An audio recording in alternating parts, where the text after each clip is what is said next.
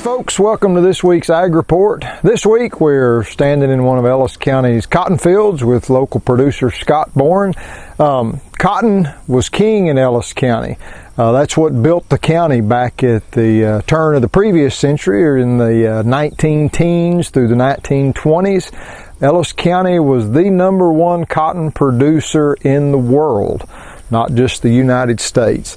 It is what built much of the gingerbread city, as we call it in Waxahachie, the main street houses, the businesses, and it just multiplied from there. You had mills, you had cottonseed cake producers down under the viaduct, that kind of stuff. So today we're going to talk with Scott Bourne, talk about this year's crop. It's been some interesting, year with the weather and everything. So kind of give us a little timeline of, what went on, what challenges that the producers have faced this year trying to get this in the ground and growing.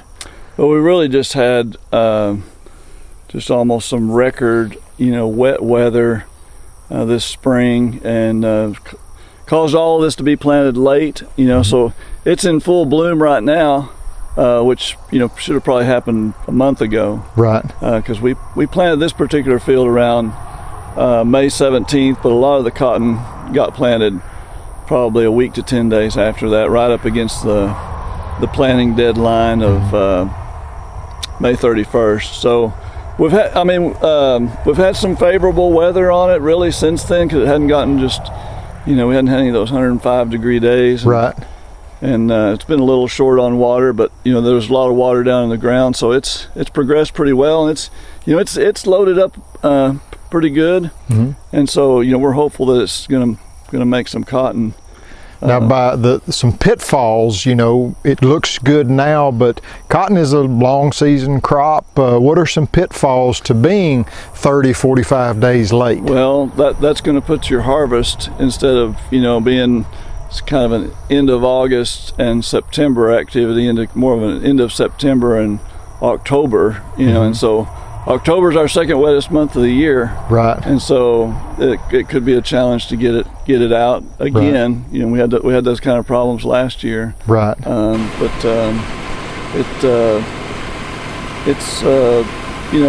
just thankful that it looks like it's hadn't just burned up, and right. So we at least got a chance to make a crop, and hopefully we'll get a dry fall to get it out. Right. And the price has been just going down here lately, so mm-hmm. I noticed Friday. What's been driving that? Any key? I know there's all kind of stuff. I'm sure a lot of the worries are the whole trade deal. A lot of the cotton goes overseas. Mm-hmm. We'll gin this cotton down at Avalon Gin, right. And in years past we've shipped it to warehouse in Galveston, mm-hmm. and it goes to somewhere overseas. We just right. sell it to a middleman, and we're never really quite sure where it goes, but it's probably going overseas somewhere, because most of the textile mills are overseas. Mm-hmm. When I started farming 28 years ago, the United States produced probably 16 million bales of cotton, and 11 of it got used in the United States textile mills here. Now today we probably produce 19, 20 million bales, and maybe 4 million gets used in the United States, maybe less. Big change. Yeah, big change. And so all those textile mills have just gone away. Right. It's really kind of sad. But so it goes overseas, and then a lot of it comes right back as right. finished product. So boll weevil eradication, that came through a few years ago, helped the producers, tremendously. Just tremendously. Kind of in a maintenance stage now, and what we're talking about, if y'all drive around in the country, every once in a while you'll see a little stake with a little, look like a Coke bottle on top of it, with a little green trap inside of it. Chartreuse, right. Green cone-looking thing. Yep. Used to be everywhere, right. And through that program it shrinks down. Right. But and so they try to trap weevils in that little trap. Mm-hmm. They've got some attractant in there, and they haven't caught a weevil in this part of the world in years, mm-hmm. and so, which is really a good thing. Which is great, because they're watching to make sure our investment is doesn't slip away from us. So right. Hopefully they won't find a weevil. If they find a weevil, they're gonna have to come in and spray some area around it. But that started, I think, in maybe 2005, the boll weevil eradication. So they came in and just sprayed, trying to, the weevils can only reproduce in cotton. And so if you can ever, get their numbers beat down far enough, that's kind of the deal with the boll weevil eradication, is everybody is participating together. All on the same board. Yeah.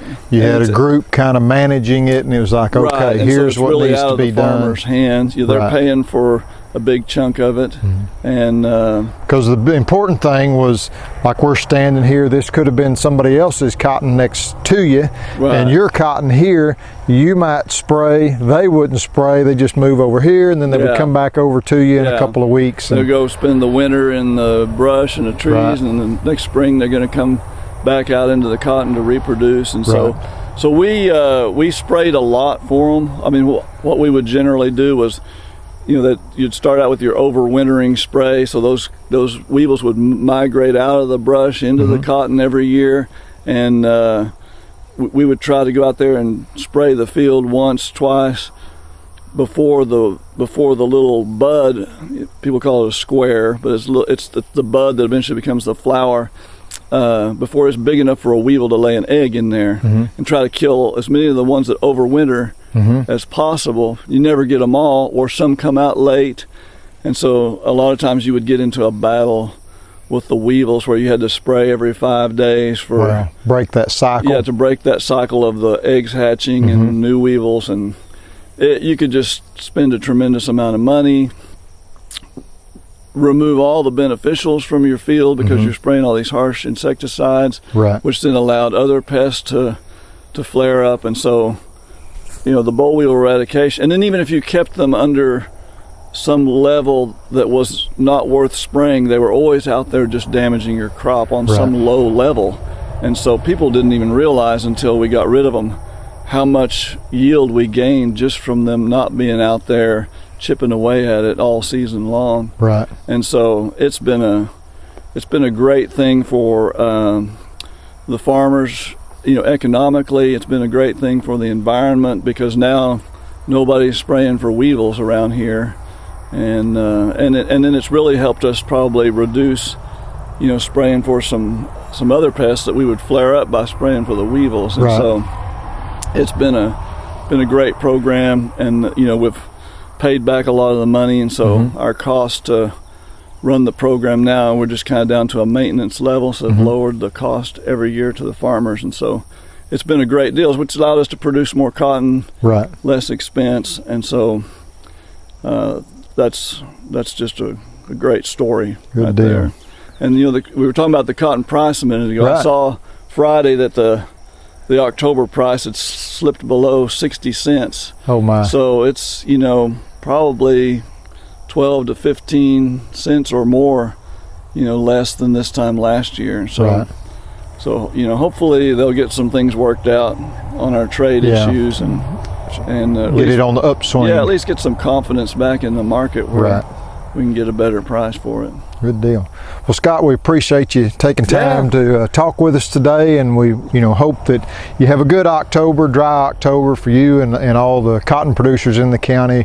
There's a lot of work yet to be done and a lot involved in getting that crop to the gin to be sold, and hopefully put some money back in everybody's pockets.